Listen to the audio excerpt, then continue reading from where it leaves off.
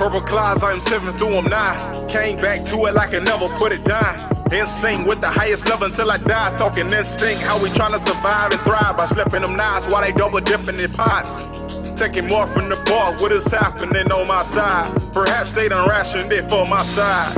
Only to allow some to taste the pie, and with the taste they adopt the mentality of the top. It is past the meat. Now White P, how you gon' respond? Remembering the times why I never forgot. Hello guys, and welcome back to my YouTube channel. So today's topic is going to be working out for beginners. So first thing first, I'm going to talk about fear. Fear is your worst enemy. And my tips for you: do not let fear take over. So when you go to the gym, there's a lot of people that are fit, strong, etc. You know, do not let that thing intimidate you. Keep in mind, those people have been working out for at least 3 or 4 years, you know, to reach the level that they're at. You know, it takes time, so be patient, and you're gonna reach that point. But do not stop. So just keep pushing, keep pushing. Do not let fear stop you.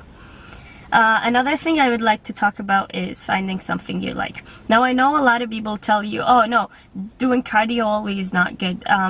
Lifting only is not good. You gotta combine. You gotta do this and this. Whatever type of workout, this is my advice to you guys. Whatever type of workout that makes you happy, that makes you want to go to the gym, that makes you want to go out and exercise, this is the type of workout. Whether it's cardio, whether it's lifting, do not listen to whatever people have to say.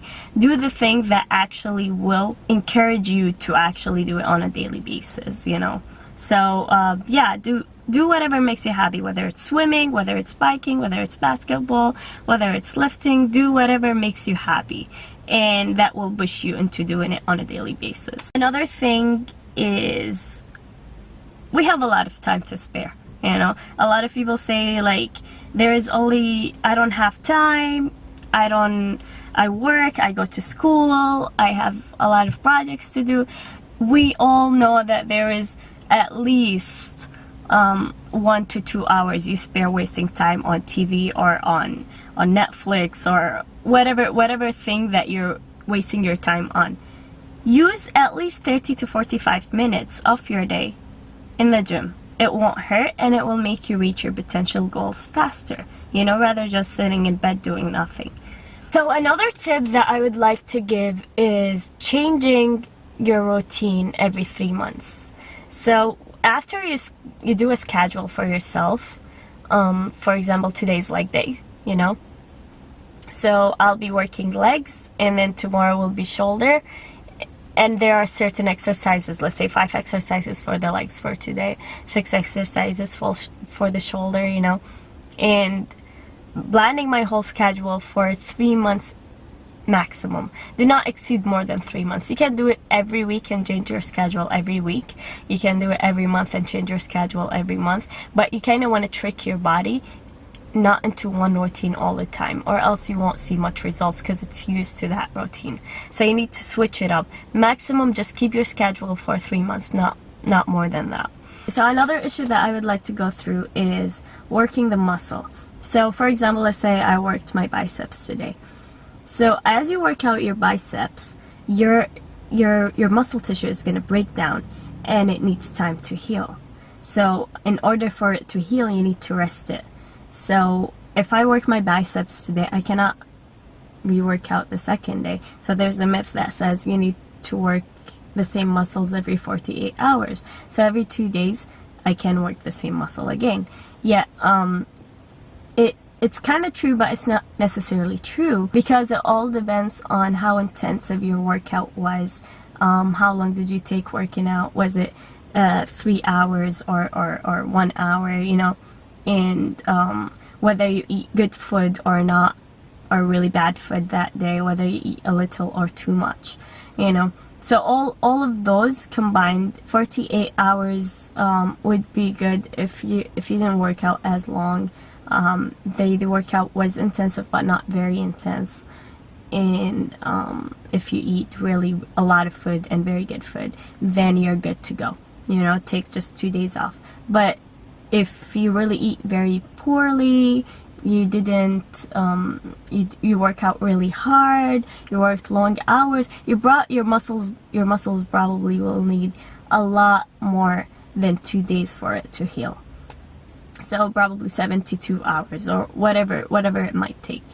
So you can take rest days, or you can work another muscle the second day. So when it comes to what time you should work out to see better results, I would advise you to work out earlier, because you will have higher testosterone, and what the testosterone does is build your muscles. Throughout the day, it gets lower and lower and lower. So the earlier the better, because it's the highest, as well as when you work out early, you will feel it. You will have more energy throughout the day, and also it will boost your metabolism, which also helps burn calories throughout the day. So another thing that I really wish that I've known about as I first started working out is how much your results are influenced on the way you eat. So 80% of your results is going to come from your diet, and 20% of it is going to come from exercising. Now, when I say your diet, doesn't necessarily means eating salad and that's about it, or starving yourself to death. Your body needs certain amount of carbs, certain amount of fat, and certain amount of protein each day for it to fulfill and perform very well. So what I tend to do is use MyFitnessPal as my guide, but then I switch my macros, which is carb, protein, and fat, each week in order for me to see better results. So another question I tend to ask myself when I first started working out: for me to see results, do I need to use supplements? The answer is no, you don't need to use supplements. At the moment, I'm not using supplements. But after 1 year of working out, I started using supplements, and the only supplements that I use is whey protein and multivitamins. So if there are supplements that I would recommend, and creatine. If there are supplements that I would recommend whey protein, creatine, multivitamins, omega-3, iron, whatever your body needs. But keep in mind, if you're going to use creatine, what it does basically, it helps build muscle. Yet all that muscle is going to be water muscle. When you stop using it, it all will shrink to whatever muscles you've actually built throughout the time you actually use creatine.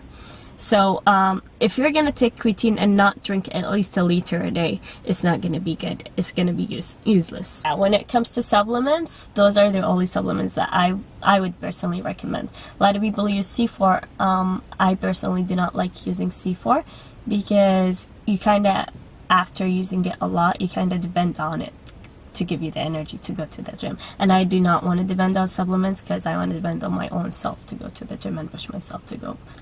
Last thing is, for a beginner, a question would be asked is, should I lift heavy or should I lift light?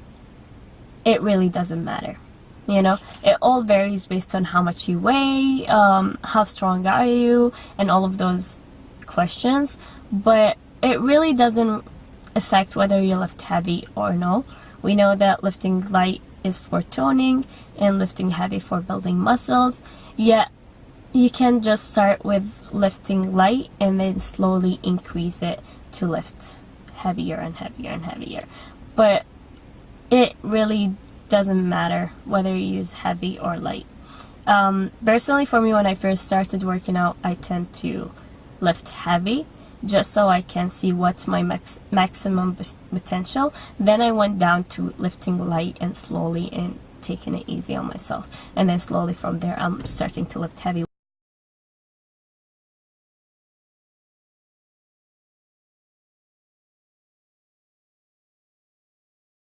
For you.